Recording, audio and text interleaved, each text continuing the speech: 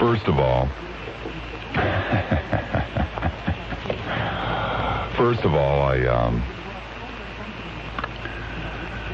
I got several things to explain to you. Well, let's start with the first one.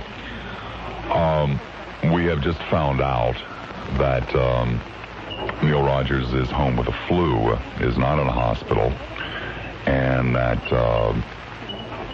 there is a bit going on at WIOD on the Phil Hendry show, best we can find out, and it seems to be reasonably reliable information, that Neil is in the hospital.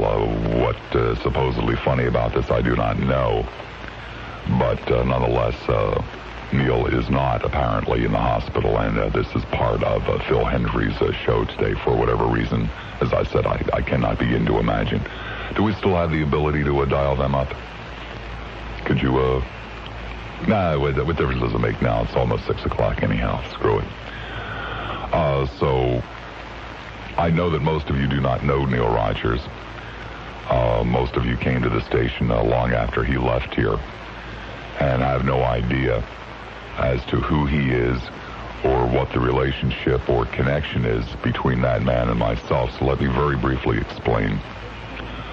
A little over 10 years ago, about 11, I guess now, maybe a little over 11. Actually, it will be 11 years. My God. Almost to the day. It was the 24th of October. I'd totally forgotten that. I did my first talk radio show at a station in Miami called WGBS. And it was the third of 3 talk stations in Miami. It was never a successful station. It was geared toward the elderly. A tremendous percentage of their programming dealt with having doctors on as guests and things of this nature. And they had a financial show and, things like that. And they needed somebody for the weekends, and frankly, the program director was kind of lazy, so we just asked around, do you know anybody that wants to do a talk show? And the guy that did the financial show said, well, yeah, I know this guy that might be able to do it. And this guy was me. And he didn't even bother to call me. He had his secretary call me and ask me if I wanted to do it. And I had always dreamed about doing talk radio, and so I said, yeah, sure, I'd love to. And that Saturday I went in and I did my first talk show, and it was a day that I will never forget as long as I live. It was 3 hours. The first 2 hours were with the dentist, which I have from time to time talked about, from time to time alluded to. It was an experience with a failing radio station with a very small, very elderly audience.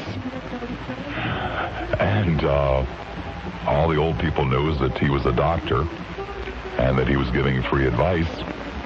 And they were calling up and telling him that they had pains in their side and, asking him what he thought it might be. And he would try to explain to them that he was a dentist. And in retrospect, it's very funny. It wasn't funny that afternoon. And the third hour was mine to do quote-unquote open phones with, and I somehow managed to survive it. And Neil Rogers is a talk radio junkie as well as being a talk radio host. And he used to listen to that station because it was really bad. And for some reason, if you're in this industry, you really enjoy bad radio. And this was a station to listen to if you enjoyed bad radio. And he heard me on there on the weekends, and he heard me trying desperately to do something, to make something out of this opportunity on a station that no one listened to on a weekend when no one listens anyway, with an audience that just wasn't very hip. And he appreciated what I was trying to do. And he went on a 3-week on-air campaign trying to shame WINZ, the station that he worked for at the time, into hiring me. 3 weeks. I'd never met the man. I'd never talked to him. I didn't know anybody that knew him. And he finally was able to pull it off. And they hired me to do weekends at WINZ. He gave me a hell of a lot more money, almost enough money to live on for doing 2 days a week at WINZ. And as a result of which I got a position in another station that the same company owned, WPLP, up here. And I was to be the heir apparent. Neil was doing nights at INZ, which was at that time a prestigious time slot. And he wanted very much to do days. But they had to find somebody that could replace him, and he thought I could be the person that could replace him and hold much of his evening audience. And as soon as they felt I was ready, they were going to let Neil go on and do days, and I would take his slot at night. And so they sent me up here to kind of learn how to do it every day.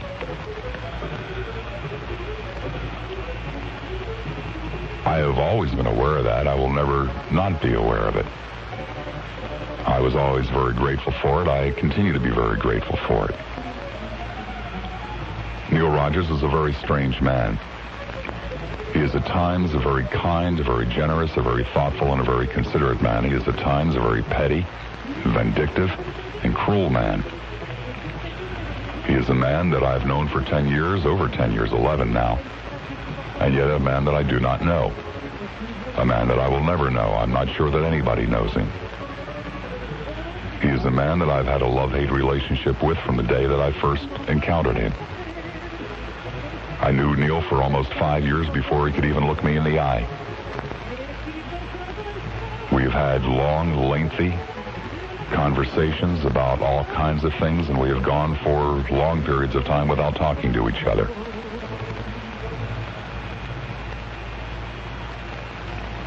It was Neil that decided that I should be on this radio station. And Neil, who twisted and bitched and moaned until they finally saw it his way. To say that he is totally responsible would not be true. To say that he encouraged would be very much true. And from the moment that I got the job here, we became enemies. That's the way it is with Neil. I don't know why. I never will. It doesn't really make any difference anymore. And from the moment that I sat down behind the microphone at this radio station when I was doing mornings and he was doing 10 to 2, perhaps a half dozen, perhaps a dozen assholes in the audience would call him in Miami and relate to him things that never happened, things that were never said, would call me at my show and relate to me things that never happened, things that were never said. Driving a wedge, creating this little feud that they just enjoyed ever so much. And Neil would sit on his show and rip me to shreds, which would infuriate me. And I would come in the morning and rip him to shreds, which would infuriate him. I happen to know his soft side. I happen to know where his soft belly is. And if he pissed me off enough, I'll jab at it, and I did. And I know that I hurt him very much with things that I said, and I know that he hurt me very much with things that he said. And it got to the point where we simply do not talk to each other anymore. All over nothing. I suppose you could say, and you would be right in saying it, that we should both grow up. But that's neither here nor there. That's between he and that's between myself.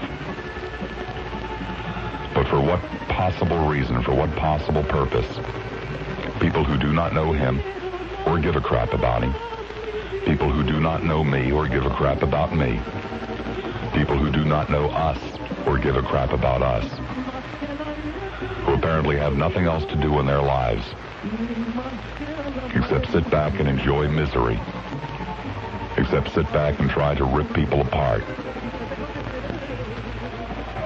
succeeded.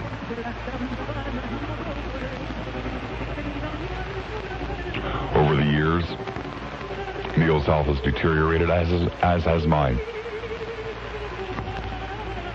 Every time I hear that he's having health problems, it scares the hell out of me. As I told you in the last segment, I'll gladly say it again. I love the guy. I owe him everything I have. Don't feel in the least bit ashamed of saying that. I always have and I always will, even though we will never speak again. Even though I'll never forgive him for the things that he said about me, and